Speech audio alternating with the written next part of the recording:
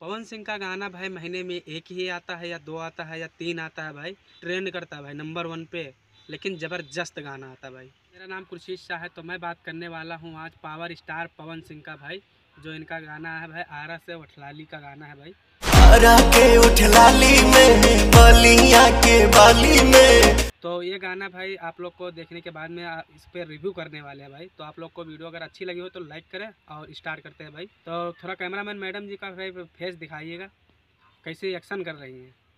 तो भाई ये गाना भाई पवन सिंह का है भाई, और इसमें बात करें भाई लिरिक्स का भाई तो बहुत ही हार्ड है काली काली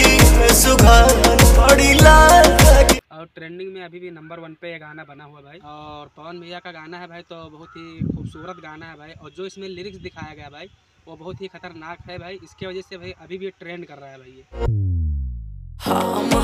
राजा तो हर रूपावा। और कब तक ये ट्रेंड करेगा भाई। और खेसारी लाल का भाई डंस मूवी का गाना रिलीज़ हुआ था भाई, वो भी उस पर भी भाई वो ट्रेंडिंग में है, उसको भी 1 नंबर पे गाना लेकर आओ। बस आज के लिए इतना ही। आप लोग चैनल को हमारे सब्सक्राइब नहीं किए हैं तो सब्सक्राइब कर लें, और फिर मिलते हैं किसी न्यू अपडेट के साथ। तब तक के लिए बाय बाय।